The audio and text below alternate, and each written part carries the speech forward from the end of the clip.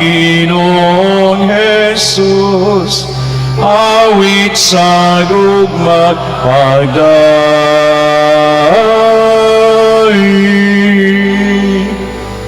Alleluia, Alleluia, Alleluia.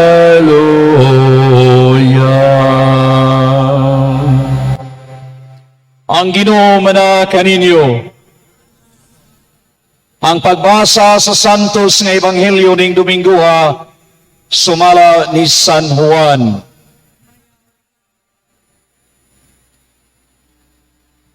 Sa pagkakita sa mga tao nga si Jesus wala didto, niyang iyang mga tinunan, nanakay sila sa mga sakayan ug nangadto sa Capernaum aron pagpangita kaniya.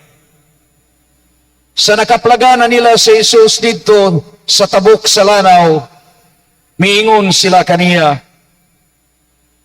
magtutudlo, kanusa ka pa mahiabot dinhi? Si Jesus mitubag, sultihan ko kamo, nangita kamo kanako, kay nakakaon man kamo sa pan, ug nangabusog, ug dili tungod kay nakasabot kamo sa mga milagro nga akong nahimo. Ayaw kamo paghago alang sa kalanon nga madunot, kundili sa kalanon nga mulungtad ngadto sa kinabuhing walay katapusan. Kining kalanuna ihatag kaninyo sa anak sa tao, kay gipatikan man siya sa Dios nga Amahan sa timaan sa iyang pag-uyon. Busa gipangutana nila siya, unsa may among buhaton aron pagtuman sa gisugo sa Dios? Si Jesus mitubag, kini ang buluhaton nga ipabuhat sa Dios kaninyo, nga mutuo kamo sa iyang gipadala. Sila mitubag, unsa mang milagroha ang ipakita kanamo aron manuo kami kanimo? Unsa may imong himuon? Ang among mga katigulangan nangaon og mana didto sa kamingawan. Sumala gayud sa giingon sa kasulatan, gihatagan niya silagpan gikan sa langit. Si Jesus miingon, sultihan ko kamo, ang gihatag ni Moises kaninyo dili mao ang pan nga gikan sa langit. Ang akong Amahan mao ang naghatag kaninyo sa matuod nga kalanon gikan sa langit. Kay ang pan nga gihatag sa Dios mao siya nga nanaog gikan sa langit ug naghatag og kinabuhi sa kalibutan. Sir, sila miingon kaniya, hatagi kami kanunay nining maong pan. Si Jesus miingon kanila, ako mao ang pan nga naghatag sa kinabuhi. Ang muari kanako dili gayud gutomon, ang mutuo kanako dili na gayud uhawon. Ang Ebanghelyo sa atong kaluwasan. Mayong buntag sa tanan.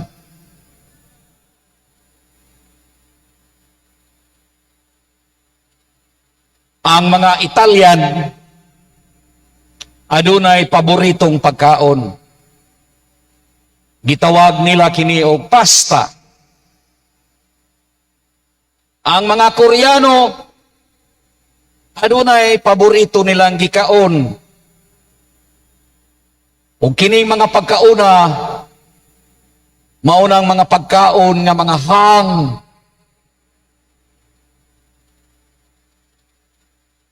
Mausa pagubang kultura, ang mga Amerikano dunay paboritong pagkaon. Ug ang ilang pagkaon mao kanang hamburger. Ang mga Hapon na ay mga paboritong pagkaon. Kasagaran sa ilang mga pagkaon, hilaw. Apan kita mga Pilipino, doon na tayo partikular nga pang mga pagkaon sa atong rehiyon. Mga pagkaon nga mga paborito, nga mga sudan, matag rehiyon. Apan unsa man yung pagkauna nga di mawa sa lamisa? Buntag, udto, gabi, wa pay labot sa snacks. Kanang pagkauna, mao ang kanon, rice. Di ginamawa. Mao ginay importante para kanato. Karong adlaw naghiskot na usab may tungod sa pagkaon. Human nga gipakaon ni Jesus ang kapin 5,000 ka mga tao, way labot bata ug babay. Nangabusog silang tanan sa 5 kapan nga sibada ug 2 ka isda nga gitunol sa bata. Apan gipadaghan sa Dios. Ug nahitabo ang dakong katingalahan nga milagro. Nabusog, nagsubra pa ug 12 ka bukag. Ug natingala pag-ayo ang mga tao. Nahibulong sila giunsa paghimo. Humani atong adlaw, ilang gipangita sa Jesus nga nawa sa ilang taliwa. Ilang gipangita kay himuon ilang hari aron matubag ang ilahang panginahanglan nga kagutom sa tiyan. Ug didto nila makaplagi si Jesus uban sa mga namati kaniya. Miingon ang mga tao, kanusa ka pa mahiabot dinhi? Miingon si Jesus, nangita kamo kanako, dili tungod kay nakasabot kamo sa akong gibuhat nga timaan nga milagro, kundili nangita kamo sa pagkaon nga makatagbaw sa inyong tiyan. Busa ni hatag siyang pagtulunan, ayaw kamo pangita sa butang nga dili mulungtad. Hinuon pangitaa ang butang nga dili mahanaw ug mawagtang. Wala gayud sila kasabot. Wala sila makasabot ni makatugkad nga ang gibuhat na Jesus kanila mao ang iyahang buhing presensya nga naghatag sa kinabuhi, dili lamang sa tiyan, kundili sa espirituhanon nga pagpakabuhi. Busa niingon siya, ayaw kamo pangita sa dili mo lungtad. Kay unsa man diay ang pagkaon nga mulungtad? Ang pagkaon nga mulungtad nga naghatag og kinabuhi mao si Jesus mismo. Nining atong panahon karon nga diin kanunay kitang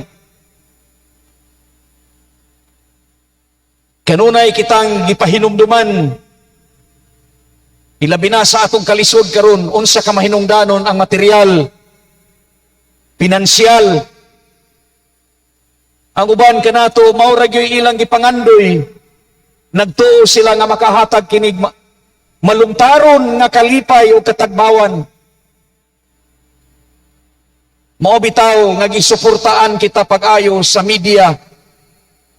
Ang social media maoy nag-agak kanatong tanan nga ang atong mga gipangandoy nga material nga lumalabay sauon sa tao. Tinuod man gyud kay di man kita makakitag katagbawan. Tanawa ang sakyanan, nagkalain-lain ang modelo. Natagbaw ba ang tao? Wala. Tanawa ang cellphone. Karon kini mo'y sikat nga cellphone. Dantan og pila ka buwan ang imong gituhuan nga makatagbaw kanimo nga sikat na napoy laing nga bag-o. Way katapusan. Way katapusan. Ngano man kay dili man matagbaw ang tao. Gituhuan niya nga makatagbaw ang mga butang, pero di ay mulabay ra ang tanan. Unya ra ba, dili ikalimod nga ang uban kanato nada sa kahig, nada sa sog, ngadto sa material nga dili mulungtad ug dugay. We are being swayed. Nakabig kita. Nahaylo kita. Dili ikalimod nga pipila ka nato, mibiya na sa pagpangita sa butang nga makahatag kaniyag katagbawan. Usana kakamatuuran nga sa kanunay maog yun na ang naghari sa atong katilingban. Gituhuan sa tao nga makatagbaw niya. Nainumdum ako sa gisulti ni San Agustin. Niingon siya, "Our hearts belongs to you, my God, because my heart is very restless until it rests in you."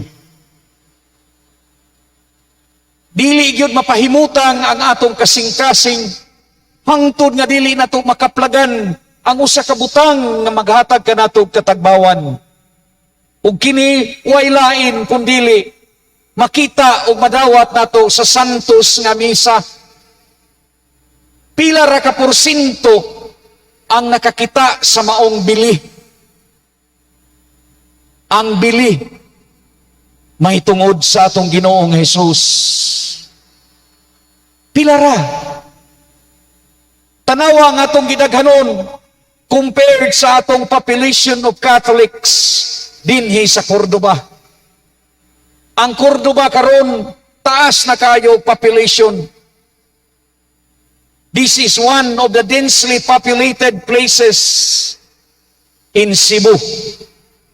Pila ra ang nakakita sa bili nga ang Eucharistia nga si Jesus mismo nagingon, "Ako mao ang pan nga naghatag og kinabuhi. Ang mukaon kanako dili nagayod gutomon. Ang mutuo kanako dili nagyod uhawon." Tanawara ang imong pamilya. Tanawara kung nakakita ba ang tanang sakop nining maong gisulti sa Ginoo karong adlaw. Mao na mga igsoon, diha mismo sa atong espirituhanong kinabuhi, there are certain hunger that no material thing could satisfy our longing. Asa man ka mangita sa material nga makahatag og katagbawan niya ng kauhaw sa gugma ug kagutom sa gugma. Dunay mga tao nga gigutom sa gugma o gigutom nga higugmaon sila. Makita ba na nimo sa material? Makita ba na nimo sa imo mga butang nga ang akong mga butang mantigong mahigugma kanako? No. Have you ever experienced the emptiness that no one loves you? Have you ever experienced the longing in your heart nga unta mantigo kang mahigugma ug higugmaon sa uban? Have you ever experienced the emptiness of the meaning of your life? Have you ever experienced the beauty of friendship. Mga igsoon, way material nga makatagbaw niya na. Sigitang pangita, we are looking in the wrong place sa atong kinabuhi. Naunta, si Jesus niingon man, ako ang pan nga naghatag og kinabuhi. Kadtong nawad-an og paglaom, nawad-an og kadasig, nawad-an og bili sa ilang pagpakabuhi. I am waiting for you. Nagpaabot ako kaninyo to receive me as the bread of life. Pero ang tao mangita gyud sa iyang kaugalingong katagbawan sa mga butang nga iyang gituhuan na makatagbaw kaniya, apan di ay nasayop siya. Kay ang mga butang nga iyang gituhuan mulabay ra. Ini katupong sa imong tiil, hain naman na. Tanaw ko sa mga gipanghaya dinhi akong misahan, inigbindita na ako, iniginsinso na ako, ang mga patayng lawas, ngawa na gyo'y kinabuhi. Daw mga luspad, ngawa na gyud. Hain naman na. Kaluoy na sa mga nangamatay. Muna mga igsoon, samtang buhi pa kita, mahikaplagan unta ninyo ang bilis sa inyong pagpakabuhi. Discover, understand, accept the teachings of Jesus that He is the bread of life who gives meaning sa atong pagpakabuhi ng kinabuhian nga wa na ta kasabot. Hinaot punta nga atong madawat si Jesus dili sa mga dapit o butang nga atong gituhuan nga makatagbaw kanato. Amen. Manindog palihog. Kitang tanan sa atong pagpadayag sa kahiusa sa Ginoo sa pag-ingon. Nagatuwa ko sa Dios, ang Amahan nga makagagahom sa tanan, magbubuhat sa langit ug sa yuta. Nagatuwa ko kang Jesucristo ang iyang bugtong anak atong Ginoo. Gipanamkon siya sa lalang sa Espiritu Santo. Nataw gikan ni Maria nga ulay. Naganto siya sa sugo ni Poncio Pilato. Gilansang sa krus na matay gilubong. Miadto siya sa mga nangamatay, sa ikatulo ka adlaw na banhaw siya. Misaka siya sa langit, nagalingkod sa to sa Dios Amahan, makagagahom sa tanan. Gikan didto mobalik siya ron paghukom sa mga buhi ug sa mga minatay. Nagatuwa ko sa Espiritu Santo, Santos Katoliko nga simbahan, sa panagambit sa mga santos, sa kapasayloan sa mga sala, sa pagkabanhaw sa lawas ug sa kinabuhing walay katapusan. Amen.